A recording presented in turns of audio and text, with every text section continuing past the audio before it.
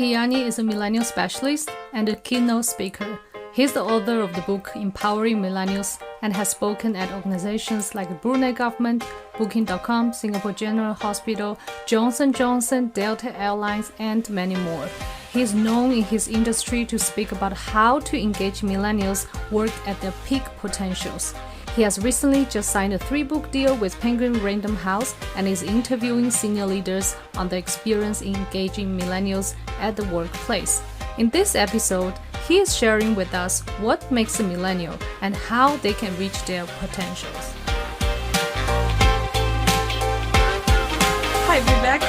Nice to have you in our podcast. Hi, Yassi. Thanks for having me. I know that you have written a book about millennials, so I'm very interested in what do you do right now? Like, I see that you are a millennial specialist. Can you tell us a little bit more about what do you do? Yeah. So what I do as a millennial specialist is I work with organizations. I actually help them to understand that the millennials, this generation, they don't want the same things as the older generation.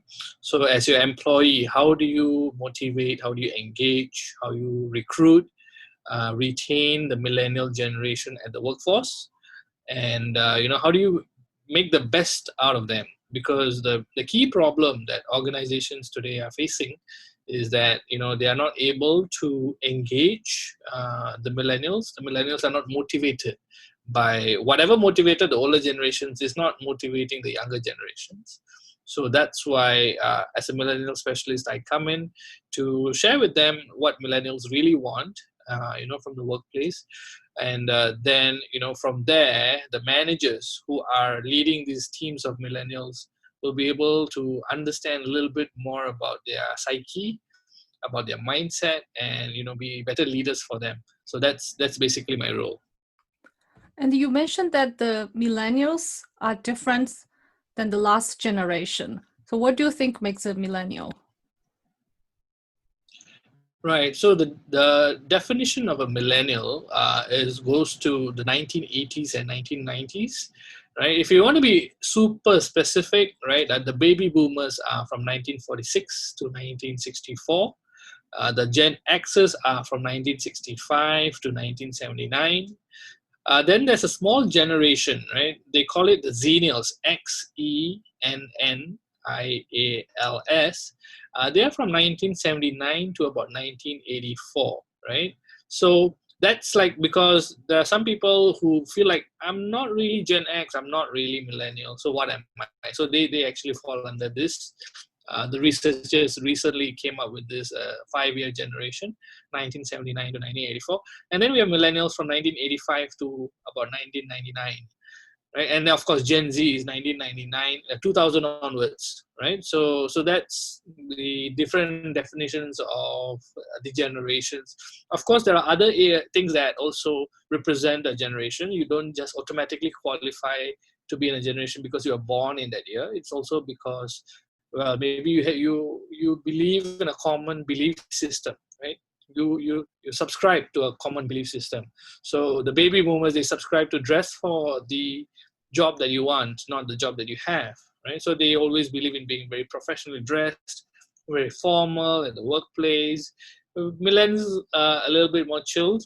They like it more informal, casual. They're more of the text me instead of email me, right? So you notice some differences. So the belief system about where do I belong, right, also plays a huge part in which generation you belong to. Apart from which year they were born, what do you think are the common traits shared by typical millennials? So typical millennials, well, one thing that we are noticing as a global trend is that they are settling down a lot later. So they're marrying a lot later. They believe in the YOLO concept, which is you only live once. So what that means to each individual will be different, but overall, they seem to be moving towards the love of travel, the love of experiences. They don't believe in settling down really quickly, buying houses, buying cars, showing off to society that you are successful. Instead, they believe in going out and trying new things, exploring new places, meeting new people and cultures, right? That's the kind of lifestyle that they are more attracted towards, they're more drawn towards. Even though they may be employees, right? They are drawn towards this kind of travel lifestyle, laptop lifestyle. It's something that has popped up because of the internet, because of the advancements in technology, because of budget airlines. All of these things have definitely contributed to this psyche. And I guess a lot of why millennials are different is because of a lot of changes have happened during the 90s period, when it comes to in terms of technology, right? And it has greatly influenced the way millennials think, the way they communicate, the things that they're motivated by. Yeah. So these are some of the key things that you can take note of. And then if they're looking for laptop lifestyle or work from anywhere, how do you think employers nowadays can retain millennials, can provide them the things they're looking for? Right. So in my book, the Engaging Millennials book, I actually talk about this. I've identified 7 key things that organizations can do to engage and retain millennials. First thing is you need to be futuristic. So even recruitment today is not the same old send out your ads in newspapers and expect them to respond. It's not so much that. Today it's more about social media, it's about events, right? It's about engaging in groups with the employees, right? To really get them to check us out as a company, right? So it has to be futuristic. The company should have a very strong why. So the fuel, right? What drives the company, right? Why do you exist? Other than money, why does the organization exist, right? These are the kind of things that motivate and inspire millennials. Like, for example, right, the very common and famous one is Apple. They want to be different. They want to innovate. So that inspires millennials, right? So what is it that your organization stands for? Why, right? We also talk about a freedom, right? So a freedom in terms of work-life balance. So COVID-19 has taught us that you don't necessarily need to go to the office to be productive and to get work done, right? I mean, we've been talking about it since ages, but COVID-19 has really forced the older generations to relook at how you can leverage technology to be more productive and at the same time avoid unnecessary meetings, avoid unnecessary up and down travel. It really forced us to think out of the box. Millennials have always been talking about it, but I think the older generation was not as comfortable to really let everything off. Like, I remember one time when we were having a discussion about a 4-day work week, right? People say that you think it's going to be easy, but 4-day work week is actually more stressful. It's more this, more that. So they were actually against that idea. But today it's like you're working every day, but you're working from home. So how is it that now we are adapting to that situation? It's the shift in mindset. So the freedom is something that millennials want. We look at forward framework. Like, if I join your company, how much can I grow? What's my career path going to be? How are you going to invest in me? Like, are you going to invest in me in leadership courses? Are you going to give me a mentor? Right? The millennials want to know, right? What are my career opportunities like? Would I be making more money outside in another company, or would I be at the best? I am here in this organization. On top of that, they also want frequent feedback, right? Millennials typically are known to ask for a lot of feedback from their managers. They want to know whether they are doing the right thing. They want to be acknowledged. They want to know that whatever work that they are doing, right, is affirmed, it's positive, it's going in the right direction. Directionally, they are doing the right thing, right? So frequent feedback is one of the key things that they want. So what have I covered so far? I've covered futuristic, I've covered fuel, I've covered frequent feedback, forward framework, I've covered, what else did I cover there? What else is there? I have a total of 7, right? So these are some of the key things that you need to take note of when you are engaging and hoping to retain the millennial generation in the workplace. And then for the millennials themselves at work, what do you think are the typical challenges they are facing? Well, the typical challenge that millennials face is the fact that they are not taken seriously because number one is their age, right? They are not taken seriously at the workplace, so they find it harder to communicate their value, which is typically when millennials are coming in, they have a lot of ideas. But because they're new to the organization, people don't take them seriously. They say, maybe wait a few years before you pitch in any ideas, right? So that's one of the key challenges that they have, which is they're not able to take on bigger projects because they don't have that so-called credibility, right? And as a result, they also tend to be a little bit more affected when opportunities are not passed down to them, right? So they're always thinking, okay, how do I get to the next step, to the next step, to the next step? That's one of the key challenges that millennials face. Another challenge that millennials face is when it comes to communication, right? Today, we are always texting, we are always on the phone, right? So when it comes to understanding the millennial way of communication, the older generations struggle, and the millennials also struggle understanding what the older generation actually wants, right? So one of the biggest fears they have is that whatever updates or whatever communication that is being passed down from the higher ups, right? Am I understanding it correctly? Do I really know what they want? Did I understand their directions, and am I able to carry it out according to their expectations, right? There is always a mismatch because the older generation have a different way of thinking. The millennials have a different way of thinking. So when millennials try to be a bit more efficient by using technology, the older generation will think that you're being lazy, because why do you want to do it the easy way when you can do it the other way, right? So there's a lot of miscommunication in terms of this aspect, because the directions, the older generation always says, I expect you to do it my way, right? And millennials like, I don't want to do it your way. I want to do it, but I want to do it my way, right? So it's my way or the highway problems between these two generations that actually create a lot of tension at the workplace. It creates a lot of miscommunication, and because of that, millennials are like, what do they want? Why are they doing this the other way, right? So that gap is always there, and managing up becomes a struggle for them. Yeah, I can really relate to your what you talk about, because in my previous company, we were looking for some designers or someone to help us with different creation of marketing assets. And then the previous generation would always propose that, oh, I know someone who's a designer, know someone like physically here. And for me, I would just think about, maybe go Upwork.com, Fiverr.com, just look for someone there. Yeah.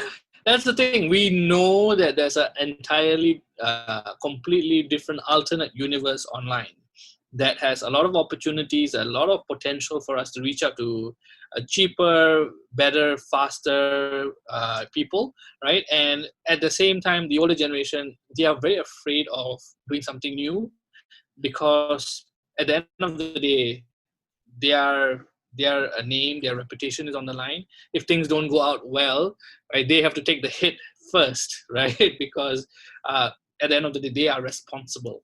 So they tend to play it safe. And we find this common in a lot of older generation. They like to play it safe because when it comes to job, they wouldn't really jump ship without having another job.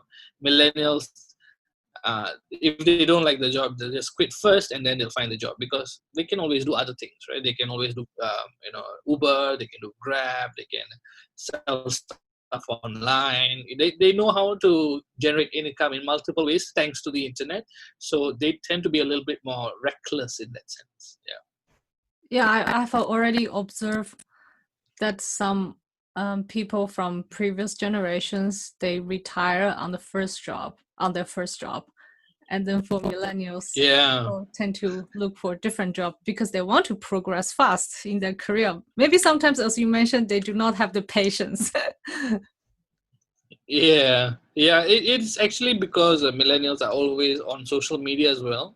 Recently, a friend, she always compares herself with her graduate friends, people who graduated in the same class with her. They are in better companies, in better positions, earning better salary, better benefits. So they're always comparing, right? Be it through social media, be it through their own social circle, who is doing better than the other. And if they're not doing well and they are not being given that promotion, then they do tend to want to jump to another organization that's already offering them something better. right? Sometimes they even jump because of not really a higher pay, but a bigger title, right? A bigger title also incentivizes some of the millennials, and sometimes it's a better purposeful job, more meaningful work, right? Maybe lesser pay, right? They also jump because of that. So these are a few things. I mean, millennials are a complex bunch. There's no one size fit all, but definitely they do have certain traits that are common amongst this generation.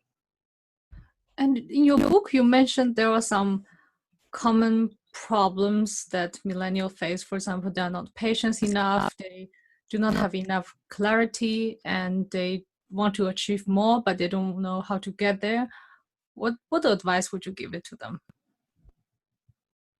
Well, if they are in their early 20s, right? Because we have millennials in their 20s and their 30s, right? If you're in your 20s, if you don't really know what you want, 20s is the best time to explore, right? What you really want. So try different jobs, try moving vertically, horizontally within the company, try odd jobs, try entrepreneurship, try taking up part-time gigs, right? Try everything to see naturally where you would like to spend most of your time, most of your money on as well. Right? So if you are spending a lot of time and money on something that isn't giving you back any kind of money, right? You're not getting back anything, then maybe that's something that you're really passionate about. You really love that subject, or you really love doing something, right? So you're willing to do it for free. You're willing to do it because it makes you feel like you're in a state of flow, right? Then that's something that you want to do. The other thing is to also do a lot of these psychometric tests, like the MBTI. These are very good tests that will give you an insider view of who you are as a personality, what are your key strengths, right, and how you typically tend to live your life, right? What are the key behavioral traits that you have, right? These psychometric tests actually will give you a little bit more clue as to who you are as a person.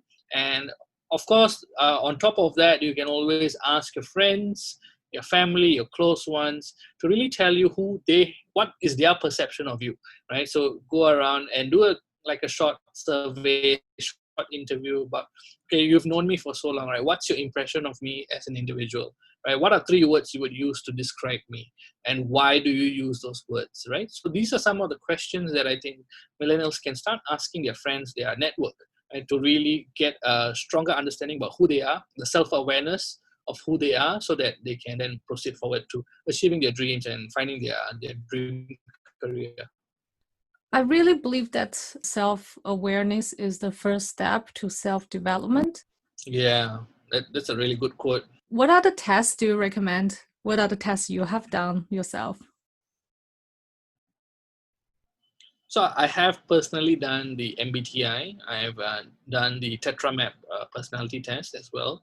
And I've also heard very good things. I've not done it personally. I've heard good things about the Strengths Finder as well. Oh, I So did all that. of these tests actually give you a bit of awareness. Oh, okay, great. Actually, it's from how the book. was it for you? So the book is Strength Finder, Gallop, and in the book you have this code, but you don't have to buy the book. I find it's very insightful because then I can identify what is my top 5 strength. Then for my personal development, I can focus on the 5 strengths. I can use it for my career because it's less effective when you try to level up your weakness and compete with other people's strength, right? So focusing on your strength. Yeah. There's another one I really recommend. It's called Discovery Insights. Have you heard about that? No, that's new. Yeah.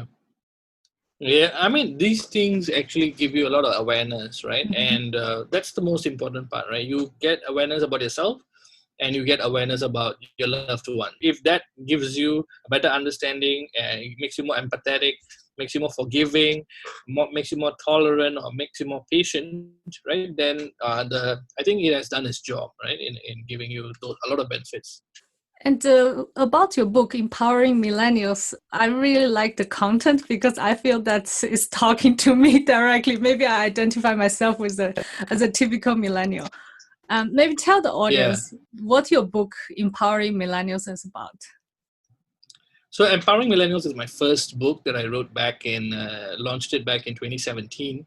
it's basically about helping millennials who are going through quarter life crisis, where they are in a job that they don't like, they're regretting all the years that they've spent in a job, or they haven't found their passion, right? They're still searching for their passion, they're still working, but they are still looking for something else.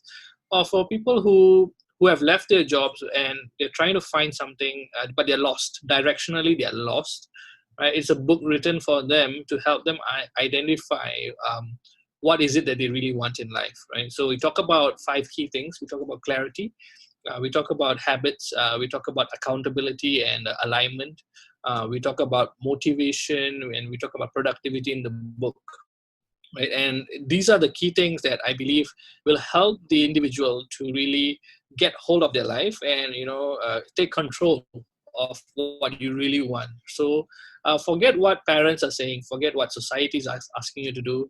What do you really want to do, right? If you could do it for the rest of your life, what do you really want to do? And the book is all about empowering them to do that. I believe the millennial generation, we are empowered by technology, we are empowered by our parents, most of us, right? But we are not really empowered at the workplace, right? So that's the key problem that I find.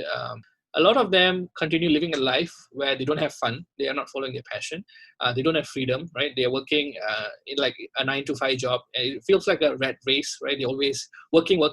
There's no space for happiness.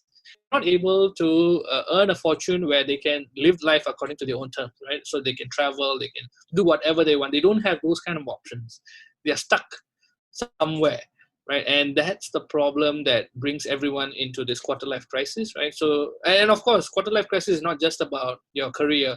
It's also about your relationships. It's also about your friendships. It's also about managing your finances. So all of these things are very important as well.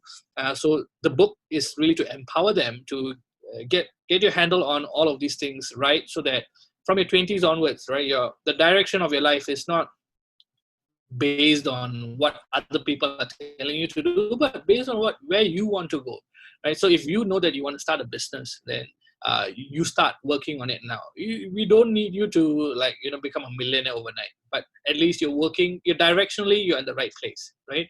You have the direction, you have the discipline, you have the determination to go where you want. So that's what the book was. That's the intention of the book, right? And hoping to empower more millennials.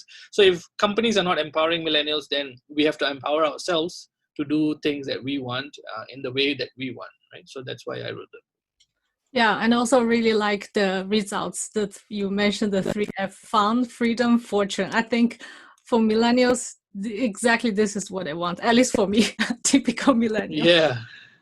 Yeah, I mean, we want to do what we love. We want to travel the world. We want to, spend time on meaningful activities, and we want to earn a fortune. Like, we want to live a better life than what our parents have given us, right? We don't want to live any lower than that. The baseline has increased. So yeah, that's basically the inspiration behind the fun, freedom, and fortune. In Asia, in Singapore, there is this. There is a metric, success yardstick for each generation. So in Singapore, our ex-senior minister, Goh Chok Tong, he mentioned that the baby boomers, they wanted a 1, 2, 3, 4. And that's basically 1 spouse, 2 children, 3-room flat, and 4 wheels, which means like a car, right? That's for the baby boomers. For the Gen Xers, it was the 5 C's, right? So it's the car, the credit card, the country club membership, the condominium, and cash.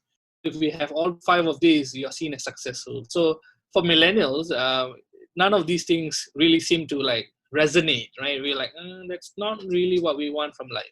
So what do they really want, right? There was no definition online. So it's like, based on what I've interviewed and what I've understood from talking to millennials, they want fun, they want to follow their passion, they want freedom, they want to travel around the world, they want to do different things, have different experiences, and they want to have a fortune. They want to have a better lifestyle. Lifestyle is so important to millennials. So that's why we don't believe in work, and then retire happily. No, it's like, I want to have fun and work at the same time. Yeah, so that's the key difference we see. And it's possible. We really believe it's possible. The older generation is very skeptical whether is that really possible. Will it really be something that you can do in the long term, right? Or is it just a phase? And they always think it's a phase. Oh yeah, okay. Wait till you get your bills. Wait till you settle down. Wait till you start a family, and then you'll know the reality, right? So that's my experience talking to the different generations as well. Yeah, talking about lifestyle, I can really much relate to that. I think millennials, they are looking to live in a certain lifestyle, drink the champagne, prosecco, having fun with friends, traveling somewhere exotic places, spend a year in Bali. Yeah. You see different people doing that, but they don't always understand the hard work that goes behind it. Right? So I mean, we are highly influenced by people who are like influencers who have this kind of lifestyle. And the common trend we notice is that all of them typically tend to do a lot of traveling. They do a lot of behind the scenes. They share how awesome their life is, right? So they share, like, it's not, you don't really see millennials or influencers sharing their 9 to 5 work life, right? You don't see them saying, hey, I'm so happy at work in this company, blah blah blah. We don't really see that. Whatever we do see, however, is people who are doing something really unique. So that's what inspires us to also want those kind of same things and same kind of lifestyle. And where can the audience find your book? So the Empowering Millennials PDF is available on my website, www.vivekiyyani.com. Right? It's free. You can download the PDF for free, read it, right? And if you want to purchase the hardcover and an autograph copy, then they'll probably have to write in to me, and then I'll autograph it, and then I'll send it over by email. Yeah. So that's where. But if you're in Singapore, of course, it's there in the bookstores as well. In Singapore, the bookstores you'll find it in is Popular and Kinokuniya, right? Oh, yeah, and Popular. Times Bookstore as well. Okay. Yeah. So you'll find it in these bookstores. Do you have any social media channels where the audience can find you? Instagram. My handle is @Vivek Iyyani, VIVEKIYYANI. Right, so you can find me on Instagram. You can find me on Facebook as well, facebook.com/Vivek Iyyani, or on LinkedIn, linkedin.com/in/Millennial Expert Asia. So these are the 3 main ways. Or of course, if you want to just email me, just come to my website, vivekiyyani.com. Okay, great. Yeah. Thank you so much for being here. I really shared a lot of traits as what you described as a millennial. I'm sure there are hundreds and thousands of people out there as well. And I'm sure that the book will be really helpful to give us like more clarity and guidance to find what we want in life and to achieve that. Yes, I really hope that it does, because I think there's so much potential in a lot of us that is it's not being empowered. They're not being empowered, so people just give up. They don't pursue their dreams, and they are not happy in their lives. And it makes me wonder, like, why live life if you're not really happy about it, right? That's the key inspiration behind it. So yeah, I really do hope that it reaches as many people, hopefully with this podcast and all the others, right? More people get to read the book and get inspired by it.